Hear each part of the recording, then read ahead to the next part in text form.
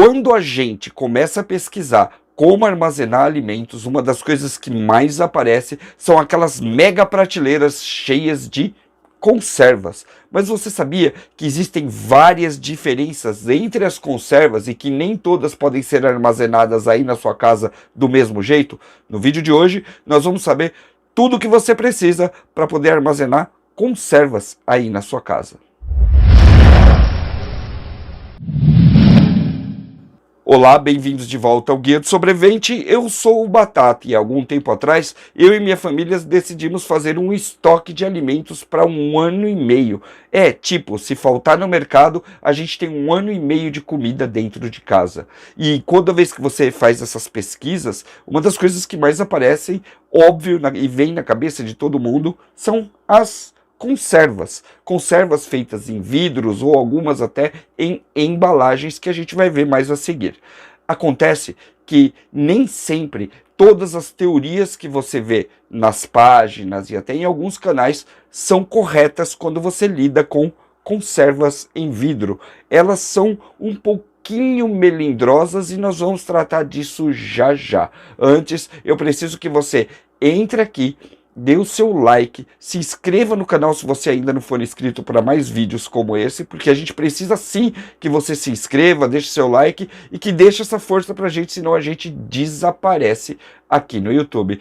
Eu também vou deixar para vocês um link aqui embaixo na descrição de um manual escrito já pelo Guia do Sobrevivente, que já está bastante consagrado, de armazenamento de alimentos. Lá fala de todo tipo de alimento, não só de conserva, e você pode acessar isso tudo por um trocadinho bem baratinho, e o link está bem aqui na descrição, ok? Vamos lá. Para a gente poder falar de verdade sobre conservas, a gente tem que entender um pouco da história das conservas. Basicamente, as conservas que nós conhecemos hoje se dividem em 2 tipos, as salgadas e as doces, ok? Mas essa história não começou agora. A história dos alimentos e das bebidas se misturam com a história da humanidade. Toda vez que você vê um evento famoso na história do planeta, da civilização, você vai ver que ele tem uma relação direta com alimentos e bebidas. As conservas não são diferentes. Elas começaram a ser feitas mais ou menos como a gente conhece há mais de 1500 anos antes de Cristo. Já faz 3000 anos que isso existe. Só que nessa época ela não era como o que a gente encontra hoje na prateleira do mercado. Ela era muito mais rústica. Era mais ou menos assim. O vinho estragava, ele virava vinagre e as pessoas pegavam alguns vegetais como cenoura, como pepino, até rabanetes e algumas coisas desse tipo, similares, né? E colocavam dentro desse molho de vinagre. Basicamente, toda conserva feita em potes que se conheciam naquela época eram picles. Picles puro. Então, daqui a gente já pode deduzir que houve sim uma época e existe sim um tipo de conserva que não precisa de calor para ser feita, que são as conservas feitas em vinagre. Atualmente, você vai ter conservas como essa daqui, ó, as cebolinhas, que são basicamente cebola, água, sal e vinagre. Ok? Ela tem uma dosagem bem mais fraca de vinagre, até porque senão o nosso paladar já era. O vinho, quando ele se torna vinagre, ele fica uma coisa muito próxima do aceto balsâmico, por exemplo, que a gente vê hoje. É um vinagre muito forte e não tem como você fazer uma conserva com ele que não pegue totalmente esse gosto. Então, o picles era algo muito forte de se comer, não era tão suave quanto são os picles que a gente encontra hoje. Então, houve uma incrível evolução da humanidade até a gente chegar nisso aqui que a gente conhece hoje, tá? O picles comum. Lá por 1700 e Guaraná com rolha, um francês chamado Nicola criou o processo que nós usamos hoje. E acredite você, desde aquela época até agora, o processo é basicamente o mesmo. Olha só que interessante, o mesmo processo que o Nicola criou para fazer as conservas em vidro, que foram as primeiras de verdade, também é usado para fazer comida enlatada. E por incrível que pareça, a sardinha enlatada foi uma das primeiras comidas em lata a serem criadas. Eu não sei se o Nicola teria tido tanto futuro assim se alguém não tivesse investido pesado no conhecimento que ele tinha acabado de descobrir. Esse cara foi Napoleão Bonaparte. E por que Napoleão fez isso? Para fazer guerra. Como eu disse lá no começo, a história da humanidade está diretamente ligada à história dos alimentos e das bebidas. Os romanos só conseguiram expandir bastante o seu império porque ele conseguia fazer uma conserva lá na Itália e levar essa conserva para todos os lugares onde o império chegava. Sem ter como alimentar as tropas e abastecer as tropas, não tem como você fazer um avanço. E sabendo disso, Napoleão, para alimentar os seus exércitos, investiu pesado na descoberta do senhor Nicola. E assim as comidas em lata se tornaram o que nós conhecemos hoje, o que nós encontramos em todos os lugares. Foi Napoleão que jogou uma grana lá e fez o negócio funcionar. Vocês vão ver que aqui no meu estoque nós temos 2 ou 3 vidros de cada coisa, né? O importante quando você faz um armazenamento desse tipo aqui, de conservas, é que você tenha variedade. Quanto mais variedade você tem, melhor para você. Isso porque os cardápios que são voltados mais para sobrevivência acabam enjoando um pouco. Então, se você abrir um vidro a cada 2, 3 dias, você vai ter ali um extra dentro do seu prato. Então, isso daqui basicamente não conta como uma preparação de peso como a gente fez até agora. Isso daqui é o aditivo. E por que eu estou falando isso? Porque não é todo mundo que consegue fazer esse tipo de armazenamento aqui. Para você ter uma ideia, aonde eu moro, a temperatura aqui fora deve estar em torno dos 40 graus Celsius. 40 graus Celsius diminui demais a vida útil de qualquer uma dessas conservas que vocês estão vendo aqui. Desde as doces feitas em casa até as compradas, enfim, qualquer conserva dessas que você precisa esquentar o alimento e pôr dentro do vidro, acaba tendo uma vida útil muito pequena quando você faz esse tipo de estoque numa região muito quente. Para sanar isso, nós construímos um root cellar. O root cellar é uma geladeira geotérmica que fica embaixo da terra, ok? Então aqui dentro a temperatura vai ser sempre constante na casa dos 18 até os 12, 13 graus. Isso faz com que todos os vidros fiquem mais ou menos gelados, se mantendo como se eles estivessem, por exemplo, na porta da geladeira da sua casa. A diferença é que o espaço nos permite colocar bastante vidro. E é por isso que você vai ver muito preparador americano da parte norte dos Estados Unidos com estoques como esse daqui, Alasca e outros lugares, e bastante gente na Europa fazendo isso, e vai ver bem menos disso nas partes mais quentes do mundo, ok? A indústria, o método da conserva é igual para todo mundo, só que eles têm mais vantagens porque ela vai durar um pouco mais. Mas qual é essa relação? Por que é importante saber esse prazo na hora que a gente vai fazer o nosso estoque de alimentos aqui na nossa casa? Na verdade, isso daqui não foi feito para durar 5, 10 anos. Ele não é um estoque para o apocalipse. Ele é um estoque muito sazonal. Ele serve para durar no máximo 1 ano. Por que você vai fazer isso? Para que você tenha picles da época que você colhe ou que você compra mais barato até a próxima colheita. É mais ou menos assim que funciona. Não é para pegar, guardar lá e esperar alguma coisa acontecer. Não, ele é sazonal. Então, a partir do momento que você monta um estoque de conservas como esse daqui, você já tem que automaticamente ter um programa, você já tem que ter um esquema para você poder usar o que está aqui, porque senão você vai perder. E tem muito sobrevivencialista que chama a gente falando exatamente a mesma coisa. Perdi toda a minha conserva, porque ou ela estava mal armazenada por conta do clima, ou porque ele simplesmente achou que ela podia ficar lá por anos, e não é assim que ela funciona. Então, essa sazonalidade dos produtos e essa obrigação de uso a médio prazo das conservas nos leva a mais uma questão que pode abalar todas as nossas preparações. Nós devemos produzir as nossas conservas ou comprar as nossas conservas. Bom, como eu disse lá no início, você vai ter tipos diferentes de conservas. Alguns que compensam mais e outros que compensam menos. Vamos dar uma estudadinha em alguns deles com alguns exemplos que a gente tem aqui, ok? Vamos começar pelo clássico picles, tá? O picles, ele é uma conserva que é feita basicamente com água e vinagre, tá? E um pouquinho de sal.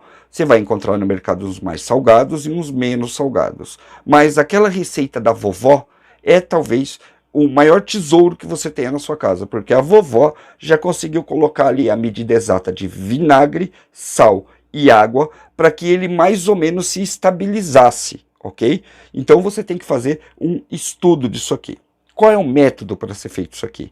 Hoje em dia, você já faz o picles quente, você já não tem mais aquele picles cru como eles comiam lá 2000 anos atrás, tá?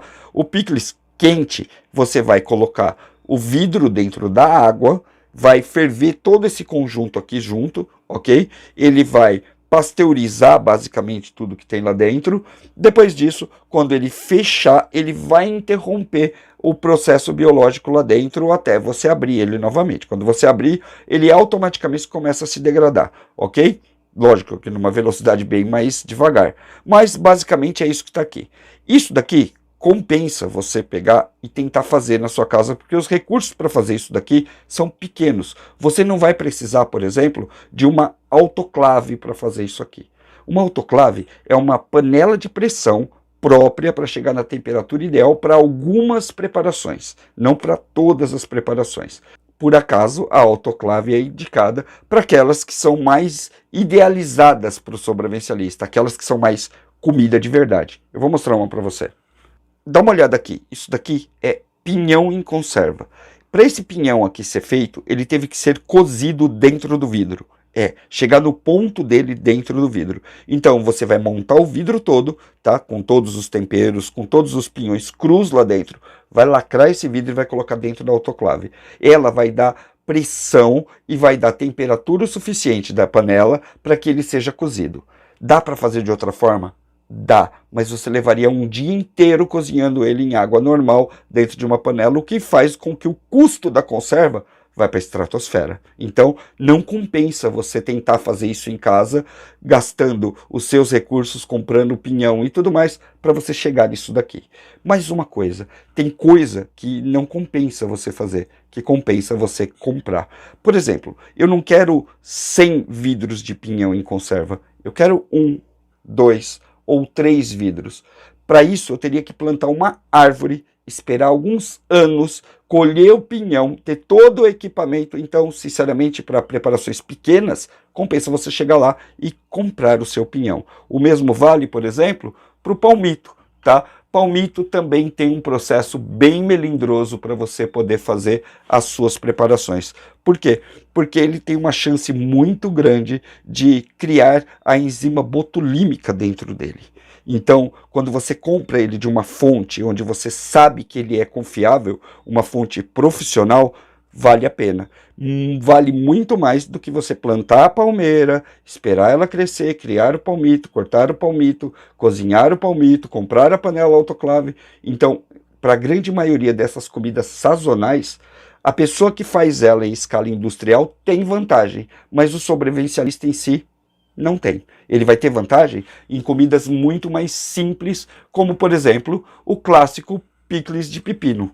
Esse sim, você vai lá, planta um pezinho no seu quintal, em 2, 3 meses você pega o pepino, faz ele com vinagre, faz ele só na salmoura, basicamente como faziam os antigos. Então, essa conserva aqui vale a pena. Outras conservas simplesmente não vale. Muita gente conhece receitas, principalmente de imigrantes que vieram para o Brasil, portugueses, italianos, não é? Esses pimentões que formam uma espécie de sardela aqui, ó. Tá vendo aqui, ó?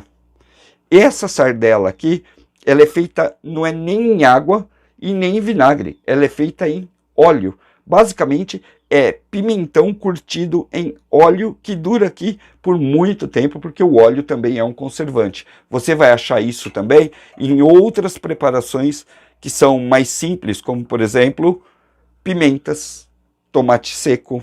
Existe um mundo à parte das conservas, que são as conservas doces. Algumas conservas doces vão passar pelo processo do Nicola. Essa pera, por exemplo, vai passar pelo mesmo processo que passou o pinhão aqui em cima, tá? Ela vai cozinhar lá dentro da panela de pressão e você vai ter aqui uma conserva que vai lembrar muito pêssego em calda, só que é pera em calda. O conservante aqui dentro, no caso, já não é mais água, sal e outro, vinagre, por exemplo. É açúcar. Algumas delas são feitas com mel. Outras já são produzidas direto dentro do vidro, ok? No Brasil hoje você acha doce de leite em qualquer lugar, em barra, duro, cremoso, isso, em vidro, por exemplo, tá? Esse doce de leite aqui, ele é produzido exatamente como é produzido o doce de leite que a sua avó fazia na latinha. Pegava ela e enfia na panela de pressão, pois é isso aqui, ó. Tá? E não se engane, numa prateleira de conservas, você não precisa ter só aquele padrão que a gente está mostrando aqui de vidros e embalagens, não. Tem coisa que é muito diferente. Olha aqui, o mesmo processo de armazenamento dessa caixinha de goiabada cascão aqui é o que vai dentro desse vidro de goiabada cremosa. É exatamente o mesmo processo. Então, quando você quer armazenar, você pode escolher até por custo, qual que vale mais a pena. E provavelmente vai ser esse aqui. O prazo de validade deles é absolutamente igual. A grande sacada das conservas é que você está batendo ali num produto que é basicamente natural e com bem poucos ingredientes, não é verdade? Vamos dar uma olhada aqui nisso aqui, ó. Isso daqui nada mais é do que uma conserva de pequi, tá? O que tem aqui dentro é o pequi batido com um pouco de sal, um pouco de vinagre e que faz uma espécie de molho, mantendo o pequi fresco por um bom tempo para a gente poder consumir. Nada mais e nada menos do que uma simples conserva, ok? Uma outra coisa que chama muita atenção e que muita gente desconsidera é as azeitonas, tá? Azeitona é uma saladinha que você tem ali na prateleira, que você mistura sempre com outra comida. Basicamente, você não senta lá e abre um pote de azeitona e janta ele, né? Pois é, azeitona é um tipo de conserva que vale muito a pena, e essa sim, por ser em água e sal, tem um prazo de validade bem longo. Achei aqui um exemplo bem legal de coisas que as pessoas sequer consideram conserva. Isso daqui é uma conserva, tá? Isso aqui é molho de mostarda e mel. Isso daqui é um dos molhos de salada mais antigos que você vai ver na sua vida. E também aquele que tem mais validade, mais prazo de validade, ok? Basicamente aqui o cara tem mostarda batida, semente da mostarda batida, vinagre e mel, que faz um molho de salada. Então, por isso que isso aqui, o molho da salada, está aqui na nossa prateleira de armazenagem, ok? Outras que você vai ver são modelos muito simples e de curta duração de alguns produtos que são até que interessantes. Olha isso aqui, salsicha aperitivo, tá? É horrível, eu não gosto, eu acho que tem um paladar muito forte para mim, mas basicamente são salsichas colocadas dentro do vinagre. Nesse caso aqui, elas são totalmente diferentes daquelas salsichas que são enlatadas, que são cozidas, branconas e horríveis, mais horríveis que essa ainda, ok? Mas isso daqui é um exemplo, ó, feito numa embalagem de plástico, de uma salsicha que vai durar aí 6 meses dentro das suas preparações. Sim, nós vamos ter um tutorial aqui no canal das conservas mais simples, ok? Então você pode meter o dedinho já no like aí, se inscrever e ativar o sininho para as notificações para você não perder essas receitas, porque vai dar para dar uma boa recheada no seu estoque de comida, ok? A gente ainda não tem aqui no Forte uma grande produção para ir lá e investir numa autoclave só para fazer as grandes conservas, ok? Vamos ter um dia, tá nos nossos planos, mas ainda não temos. Por enquanto, nós vamos mostrar para vocês isso aqui, ó. Tá? Isso aqui é uma conserva de vinagrete que tem vários ingredientes dentro: cebola, salsinha, tomate, pimentão. Isso daqui é uma coisa muito fácil de você fazer, principalmente se você vai comprar em épocas mais baratas, ok? Porque tem uma sazonalidade que o preço do tomate está lá embaixo, em outras épocas está lá em cima. Então você consegue pegar ali do quintal, do mercado, entre uma colheita e outra e produzir isso aqui. A diferença é que a validade dele, para ele ficar gostosinho de comer, é 1 ano. Então, de uma época, de uma colheita até outra, beleza. Mais de 1 ano, começa a ficar complicado. Eu queria deixar bem claro para vocês que eu considero o uso das conservas mais estratégico do que realmente um armazenamento para longo prazo, para você colocar coisas ali e esquecer delas. É diferente, por exemplo, do queijo, é diferente, por exemplo, dos pernil que você põe para secar com sal e que duram 4, 5, 6 anos para ficarem prontos. É diferente.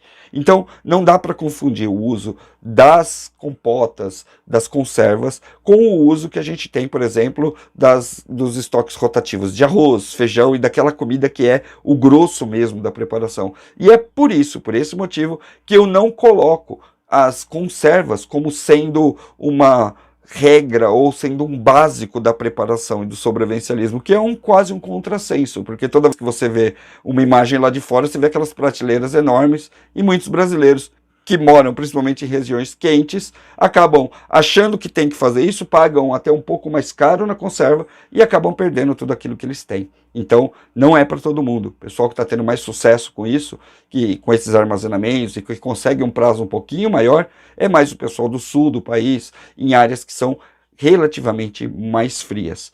Mais quente, só se você tiver um root cellar e um lugar muito legal para você poder armazenar as suas conservas. Então, basicamente, a dica é: uso estratégico desses recursos. O doce você vai colocar no seu depósito, vai colocar na sua preparação para ser usado. Os vegetais, os legumes, os picles são para serem usados entre uma estação e outra, o que significa que você não precisa fazer grandes estoques, porque ele é literalmente rotativo. Então eu decidi, por exemplo, que eu tenho 4 potes de picles, tá? Mais que suficiente para os maníacos de picles da casa. Toda vez que eles acabam, ou que um deles acaba, o mais antigo vem para frente e eu coloco outro pote ali. Então a ideia é que eu tenha sempre 4 potes, mas não que eles sejam um estoque eterno. Eu vou usando. Tudo que está aqui para ser usado, ok? Veja, usar de forma estratégica não significa que nós estamos desmerecendo as conservas, muito pelo contrário, ok? Imagina só numa situação de crise, numa situação que você está com fome, você vai lá e faz um arroz, um feijão, abre uma lata de qualquer coisa, que lata tende a tendência mesmo a mudar o paladar, e de repente você descola uma dessa daqui, ó.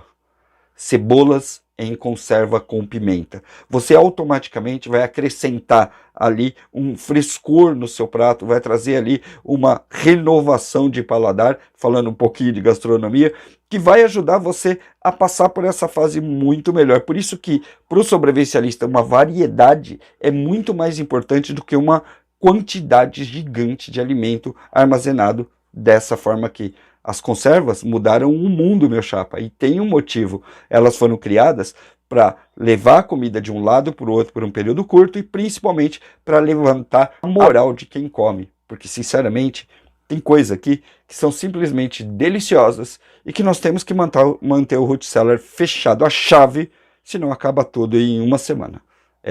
Se você acha que aquele doce de leite está ali com a porta aberta aqui. Não. Eu mesmo já estou pensando em pegar ele e descer ele para baixo. Você calcula lá um estoque pequeno, mas bacana para você, vê quantas refeições ele vai atingir e a cada período você vai gastando seus estoques e repondo ele, que dessa forma você vai ter uma comida muito legal sempre aí na sua casa. Esse é o protocolo 550 do Guia do Sobrevivente, que a gente ensina você a fazer armazenamento de alimentos. Eu espero que esse vídeo tenha sido útil para você e é claro que a gente espera que você acrescente nesse vídeo colocando as suas experiências com conserva aqui embaixo nos comentários. Eu sou o Batata, a gente se vê no próximo protocolo 550. Até mais.